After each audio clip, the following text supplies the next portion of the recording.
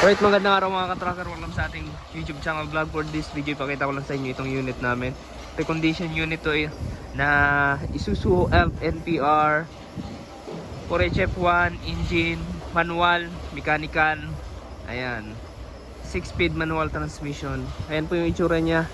Single headlight po, old model, 5 stud.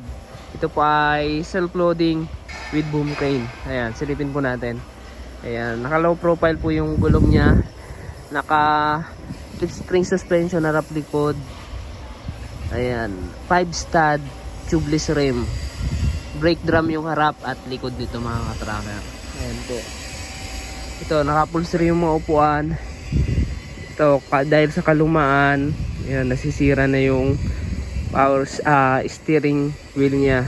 Ito pa ay may 6-speed manual transmission. Naka-booster na yung upuan, floor matting. Ayan.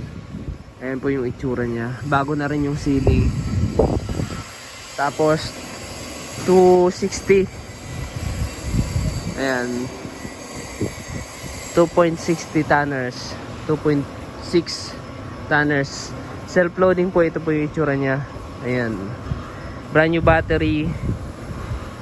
Ito yung ilalim. Ayan, nandito yung toolbox, spare tire. Mababa lang to. Ayan, mababa lang. Tapos yung ano nito, rampahan nandito. Ayan, nandito yung rampahan nakatago. Dito mo siya kukunin. Dito sa likod. Ayan. Ayan po yung itsura niya. Dito rin sa kabila, nandito rin. Ayan. Ito yung crane niya. 4 section yung crane. Ayan po yung itsura. Ayan, kung naghahanap po kayo ng self-loading, ganito po, merong ganito ko sa amin, mga old model. Ayan mga ka-tracker.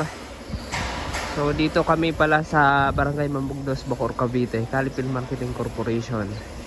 Ayan, tinest drive na ito, pati-test drive lang kahapon. Ayan po yung itsura niya.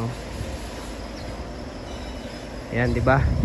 So bukas po kami ng Lunes hanggang Sabado, 8 AM to 5 PM. Kung magbisita po kayo para makita yung mga unit, assist condition mo yung mga unit namin, saka lang namin pinare-record pag na pili na ng kliyente.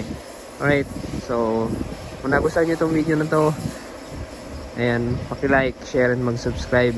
Yung makina nito, na tune up, change oil, tapos yung pang ilalim, yung mga gear oil, fluids, brakes, ayan, mga wheel bearing, na ayos po yan. So ito mga ka-tracker,